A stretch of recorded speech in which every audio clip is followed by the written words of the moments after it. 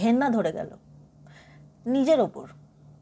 প্রত্যেকবার এক গাদা আশা নিয়ে মহালয়ার অনুষ্ঠান দেখতে বসবো, আর প্রত্যেকবার নিজের মনটাকে হাতে করে ভেঙে দেবো। শালা একটা টিভি চ্যানেলও কি চায় না যে আমরা অন্তত একটা ভালো মহালয়ার অনুষ্ঠান দেখি? এমনিতে স্টার জলসা আর জি বাংলা এই দুটো চ্যানেলের মধ্যে কিন্তু প্রতিযোগিতা শেষ নেই, কিন্তু মহালয়ার অনুষ্ঠান যেই বানাবে দুটো চ্যানেলকে দেখো ঠিক যেন পিটোপিটি দুই বোন। মানে দুটো চ্যানেলই খারাপ কন্টেন্ট বানানোর ক্ষেত্রে এ বলে আমায় দেখ, ও বলে আমায় দেখ। I am very sorry to say, কোনোটাই দেখার মতো হয়নি ভাই। এবারেও এরা অসুরদের নাচিয়েছে, এবারেও অন্যবারের মতোই এক পাল জিম করা অসুর চারটি চুমকি দেওয়া ঝিকিমিকি টুম্পা জামা পরে বগল কাঁপিয়ে কাঁপিয়ে নাচছে। মানে নাচ না হলে কি মহালয়ার অনুষ্ঠানটা কি হবে না? আর স্পেশালি অসুরদের নাচ, এটা মহালয়া না নাচের স্কুল? সবাই এত নাচে কেন?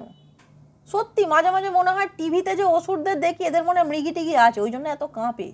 সব থেকে অবাক লাগে ভেবে যে যারা জানে একটু পরেই তাদের বধ হবে, তাদের ভবলীলা সাঙ্গ হবে, তাহলে তারা সব জেনে শুনে নাচছে কেন? আমাকে দেখেও তো শিখতে পারো। আমার চুলটা দেখো মহিষাসুরের মতোই। আমি যখন বুঝি যে আমার কোনো বিপদ বা খারাপ কিছু হতে পারে, আমি কি নাচবো? আর প্রত্যেকবার সেই এক ঢোল এক কাঁসর। যে কটা মেয়ে মানে সিরিয়ালের নায়িকা হয়ে কাজ করে এই দুটো চ্যানেলে, তারা প্রত্যেকবার মা দুর্গার বিভিন্ন রূপ হিসেবে সাজবে আর অসুরদের সঙ্গে তুড়িলাপ মেরে মেরে যুদ্ধ খেলবে। কি হয়, কেন হয়? ঠিক এই জন্যই দেখবেন মহালয়া এলেই এই জবা, যমুনা ঢাকি এরা সবাই ঠাকুর হয়ে যায়। এবছর আবার নতুন সংযোজন, ওটিটির মহালয়া, হইচইয়ের। এই ছবিটা দেখুন, এটা হইচইয়ের মহিষাসুর। সত্যি করে বলুন তো, দেখে মনে হচ্ছে এটা মহিষাসুর মনে হচ্ছে?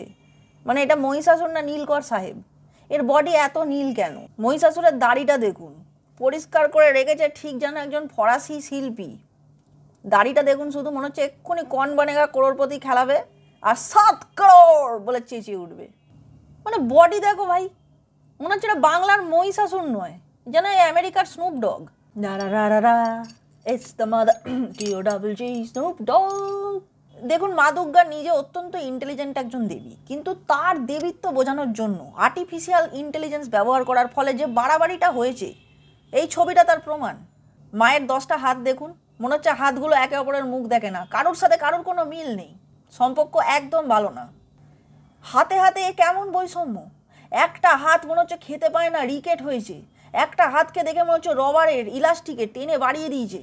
আর একটা হাত সেটা নর্মাল, আর একটা হাতকে হঠাৎ দেখে মনে হচ্ছে যেন অ্যাক্সিডেন্টালি এসে পড়েছে, ওরা আসার কথা ছিল না। আর ভাল লাগে না, প্রত্যেক বছর ভাবি নতুন কিছু দেখবো, কিন্তু হয় না। আমি ব্যর্থ হলাম এবছরেও। এবছর দুর্গাপুজো আসার আগে, মহালয়া আসার আগে যারা দুর্গাপুজোকে আহ্বান জানিয়েছে অন্যরকম অনন্য রকমের একটা ভিডিও বানিয়ে সেই দুজনকে আবার মেনশান দিয়ে দিলাম। এই বৌদিকে দেখছি উনি খুব সুন্দর নাচ করার চেষ্টা করেছেন, ঠিক আছে, কিন্তু ওনাকে দেখে মনে হচ্ছে ঝগড়ুটে হাঁসের গা থেকে 4টি পালক খুলে এনেছেন, কেন এনেছেন আমি জানি না। আর এই কাশফুলগুলো এরকম পুষ্টির অভাবে ভোগা কাশফুল কেন? অনেক লপট ঝপড় মার্কা কাশফুলও তো পাওয়া যায়, সেগুলো ইউজ করলেও বৌদি পারত, বৌদি করেনি। আর এই ভাই, একে নিয়ে বিশেষ কিছু আমার বলার নেই।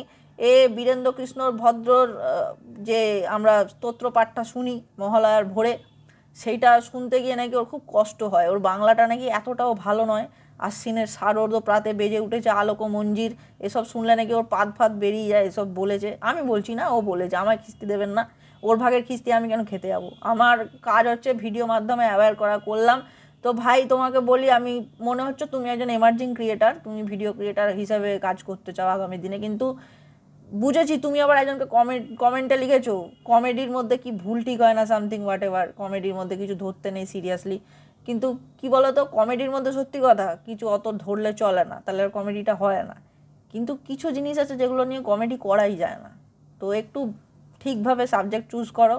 দেখে মনে হলো তুমি বুদ্ধিমান, ইন্টেলিজেন্ট, তোমার পাঞ্চ আছে কমেডিতে, কিন্তু সব কিছু নিয়ে কমেডি করতে গেলে কী হয় বলো তো, হালকা করে মানে ওটা কমেডি আর থাকে না, ওটা উল্টো একটা রিভার্স এফেক্ট হয়ে যায় যে করছে তার ক্ষেত্রে। তো তোমার শুভানুদ্দায়ী ওই কথাগুলো বললাম। এনিওয়েজ, আজকে আমার এই ছিল ভিডিও। প্রত্যেকবারের মতো এবছরেও মহালয়ার বিকেলে একটা ভিডিও দেওয়া আমার কর্তব্য মনে করি, কারণ প্রত্যেকবারই আমি মনে করি খুব ভালো মহালয়ার অনুষ্ঠান হবে, কোনোবারই হয় না। এবং তারপরেও যে আমি বসে থাকি সেটা আমার দোষ, আর কারোর কোনো দোষ নেই, সব দোষ আমার। আপনারা ভিডিওটা লাইক করবেন, চ্যানেলটাকে সাবস্ক্রাইব অবশ্যই করবেন, আর সাবস্ক্রাইব করা হয়ে গেলে নতুন করে করতে যাবেন না, তাহলে আনসাবস্ক্রাইব হয়ে যাবে, সেটা একদম করবেন না। আর বন্ধুদের মধ্যে অবশ্যই শেয়ার করে ছড়িয়ে দেবেন, জীবাণু নয়, আমার ভিডিওটা। খুব তাড়াতাড়ি ফিরছি নতুন আরেকটা ভিডিও নিয়ে, ততক্ষণের জন্য টাটা।